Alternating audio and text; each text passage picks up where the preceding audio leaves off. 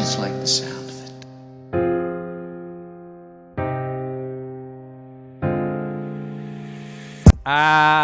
Yes. What's good, everybody? Welcome back to Veterans Minimum.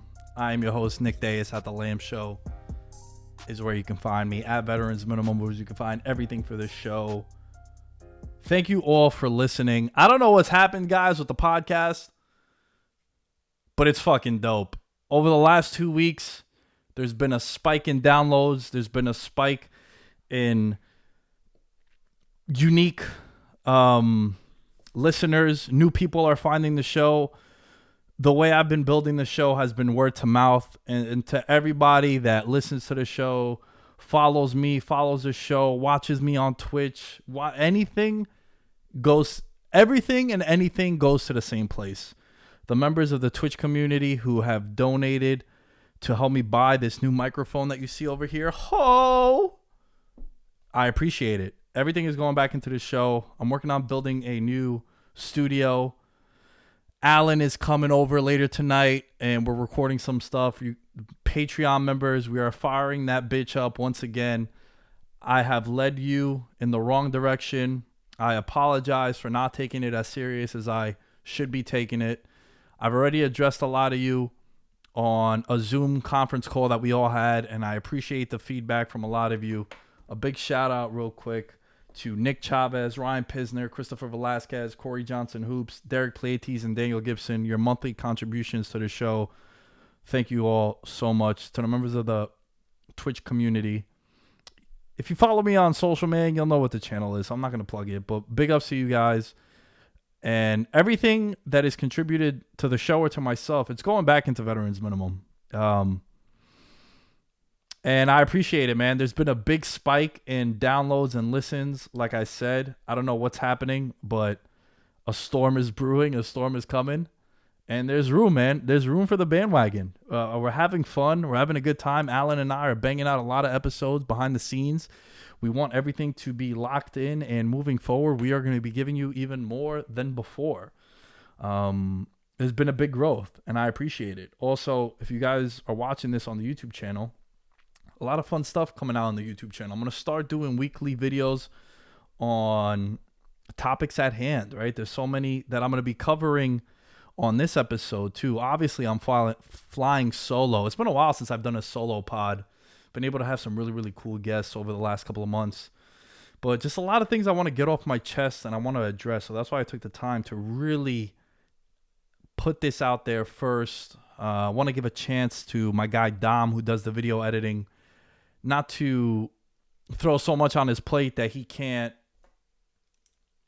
really take his time to put out the content also, you know, because now we're going to be going back to recording video stuff as well, because Alan and I will be able to link up in person, also building a studio, like I've been saying, looking to rent an apartment in Queens, make it more convenient for my guests. So as of Tuesday this week, so tomorrow, today's the 15th, so on the 16th, you'll be able to get next week's episode of VM. And hopefully by Wednesday, we'll have the video up for it by the end of the week. So it's going to give you guys more incentive to become a member of the Patreon. And what we're going to be doing is, if you guys have been following the show the last couple of years, sort of a dive into the divisions, but not so much who's going to win it, who we think is going to be good, but the additions, subtractions, the storylines, the X factors, those have always gotten some really, really good feedback in the past because people want the NFL and people are starving for the NFL. So we give you guys these little division previews. I got a couple of guests lined up, some familiar faces, some new faces, some different faces as well. I guess those tie in together. But yeah, man, so starting this week, I did want to take this time to really address everyone, because you guys know me, man, and I think one of the reasons why everyone really gravitates to this show is because I'm honest to you guys. I like to put my business out there. I like to talk about these things because in the past I was shy and embarrassed to talk about certain things, and it put me in different and weird situations. So now I'm like an open book. Is it a good thing? Is it a bad thing? I don't know, but it makes me feel better when I'm honest with my audience. And that's why I think you guys like the content. And you guys are hopping on the bandwagon, man. And the bandwagon's moving quick, but there's room. There's room. And we're headed to the top because the views are nice up there. So I've been rambling a lot. The last thing I would like for you guys to do is go over to the iTunes app. If you listen to the podcast on iTunes, write a review real quick. We're at 347 reviews. If we get to 400, I'm giving out a big VM merch bundle. And yeah, speaking of the merch, a lot of people have been asking for the hats. Shout out to everyone who bought a hat. The jean hats fucking flew off. Like I made 20 Vice City hats and I sold them all in a day. And I didn't even really promote them. I kind of just put up a picture and everyone loved them. So we do have team edition hats that we can put together. Shout out to my guy Lucas over at Blipstar. He's doing his thing. That's the plug right there. Show him some love. And yeah, man, enough about that. There are some topics that I definitely want to address and I definitely want to talk about. And a lot has been going on. And I think one of the things that I mentioned in passing before was the idea of doing NFL division breakdowns. And one thing that I really want to talk about is some of the news that broke today. I guess breaking news a couple hours before I started recording this. Houston Texan and Dallas Cowboy players have tested positive for the coronavirus. Ezekiel Elliott, he's one of the players that was mentioned. Zeke, about a week ago, was seen out at a bar or a club per some sources. And now with things starting to open up in the U.S. and all around the world, I saw a video of people in New Zealand fucking going ape shit, and there's thousands of people in the stands welcoming back sports. And I can't wait until we get back sports because there's a lot of things happening out there. And sports does provide an escape for a lot of people. Shit, I watched Backlash yesterday as a wrestling fan, and it was dope to just put my phone down and watch for 3 hours with no distractions and just enjoy, be entertained. And it provides a nice escape. And that really put things into perspective for me to how much we desperately need sports back. Because it's an escape, man. It's really an escape. And there are a lot of things that are going on in the world right now. And I think the one thing we could all agree on is that sports are a nice place for us to be able to relax, sit back, boo the teams we hate, cheer for the teams we love, and just take our minds off things. The 9-to-5 gig, the protesting, the actions of certain individuals, the news just constantly being depressing no matter what is on the news. It's just always it's disheartening, you know? And that's what I think with sports is going to be the coolest thing about that opening up back. And what's going to happen with the NFL, right? The NFL is a buzzsaw. It's a juggernaut. We all know that. And they make so much money on a weekly basis. It's the number one television product. And I believe in 2019, 17 of the 20 highest rated programs in television was an NFL product. One of them was the draft also, which goes to tell you how big of a number the draft gets. And I think the other two things were like the national championship and a playoff game that Alabama had. Something crazy. So football dominates everything. Now what's going to happen with football? Can you have 80,000 people come September in a stadium? I don't know. I don't know what the guidelines are going to be. I do know that they're going to have to make a decision sometime in the near future. And it got me thinking from a betting perspective, because you guys know I like to gamble. And you know, we like to talk about betting on here too. One of the many things we like to discuss. What's going to happen to the teams like Minnesota, New Orleans, Seattle, Pittsburgh, Green Bay? I'm trying to think of another New England. I don't know if I mentioned them, but think of how dominant those teams have been over the last decade because of the home field advantage that they have. How is that going to play into the win totals that you see for some teams? You know, the San Francisco 49ers and the Saints have win totals of 10.5. I've been doing the 32 and 32 on the IG at Veterans Minimum, cheap plug. And they have the two highest projected win totals in all of the NFL in the NFC, 10.5 wins. The Saints, we know about the Superdome, brother. And they benefit probably the most of any team in the NFL from having a home field advantage. So what is that going to look like? What is it going to look like not having 80,000 people in an arena, or a stadium, I should say, not an arena? And how is that going to influence things, right? How many times do you not take players in DFS because they're going on the road, or you're not going to bet a certain team because they're going into the Superdome? They're going to play the 12th man in Seattle. So I think that's very important to factor in what's going to happen with the NFL. These teams like Baltimore, who have a dominant home field presence, Kansas City, Arrowhead, Chiefs Kingdom. They always show the scale when I forgot what it's called, like the decibels of how loud it gets in there. That definitely helps these teams. So I'm really curious to see how that's going to play out. I think it's something very important. I think we're on the cusp. If there's not going to be any fans in the stadiums, you're talking about a very, very unique NFL season. How many games are determined because of home field, because of a 3rd and 8, and there's a false start penalty, and then all of a sudden it becomes 3rd and 13 for a road team. So I think the idea of not having fans in the crowd is going to be super important. Of all the sports, I think it's the one sport that it could really dictate the outcome of certain games. You know, because in the NBA, man, like, what hasn't LeBron James seen? He's gone into Golden State Game 7, right? And he's won, right? He's done the Game 7 thing against the Spurs. He's played on the road in hostile environment. Like, at some point, these NBA vets, Kawhi Leonard, LeBron James, Russell Westbrook, maybe James Harden if he goes into a city with a dope-ass strip club. For the most part, these dudes, they've seen it all. They've been through it all. It doesn't really affect them.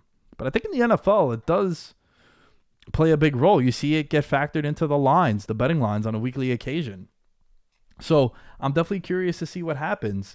And I do think one thing that all these leagues have been able to see is what's been happening in the UFC and the proper precautions they've taken with the COVID-19.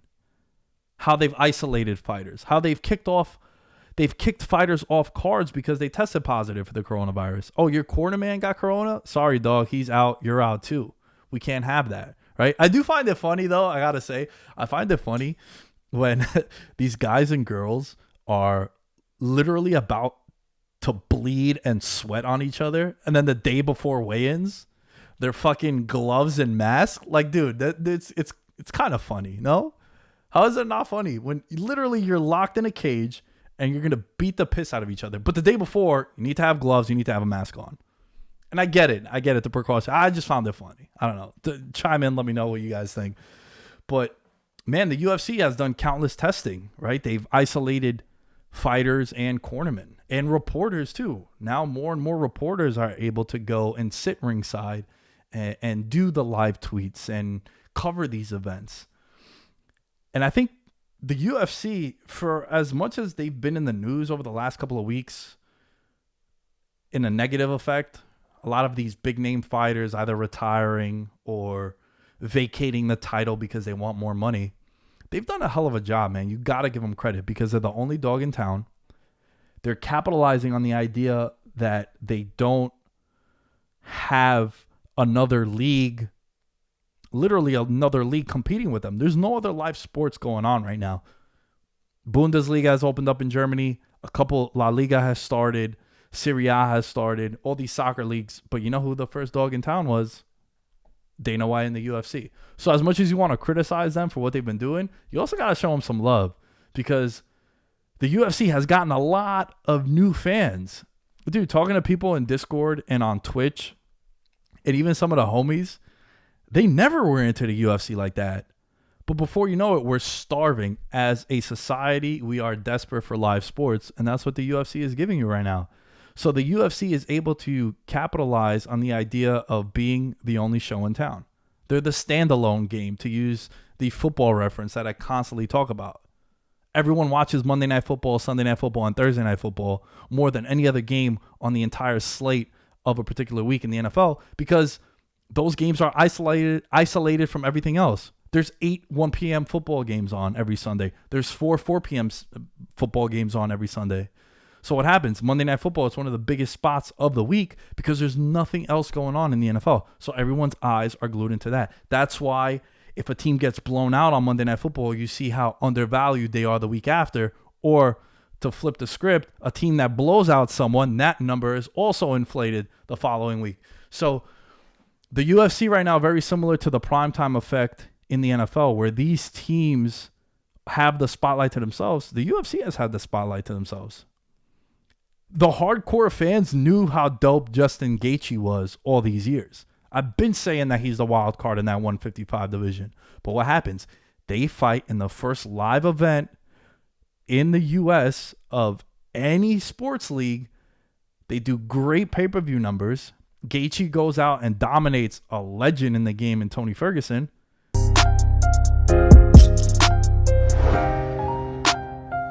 it's a sport that really does well when they have big names. That's why the UFC is in this really, really unique time period, because not only are they the only show in town right now in the US, they are also having a lot of big names to the public and the casual fan.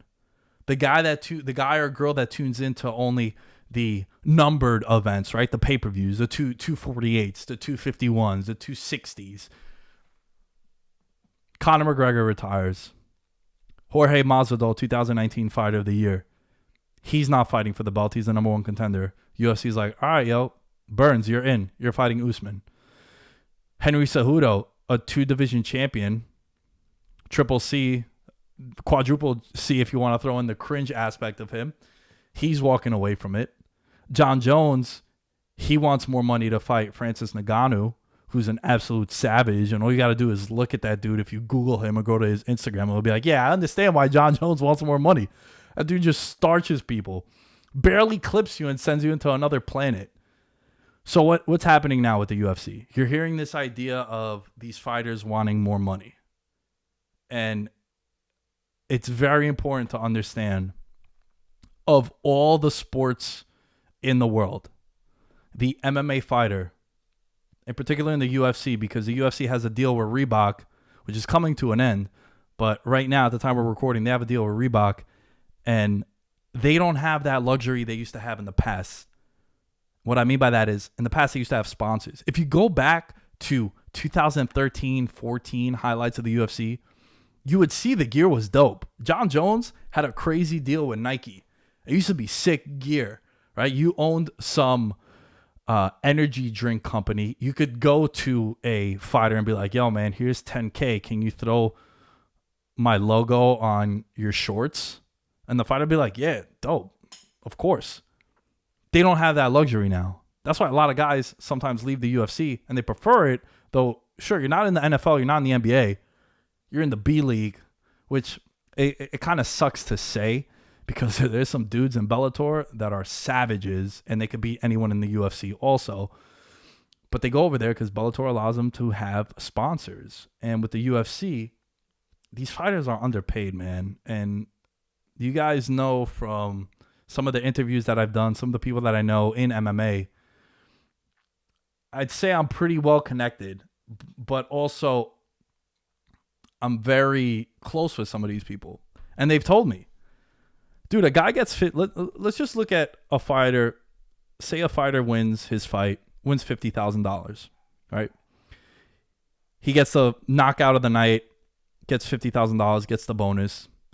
His fight just to show and win probably made $20,000 to show, made $20,000 on the win. So before his bonus, he makes $40,000. And you're probably saying like, yo, $40,000 for one fight? Dope.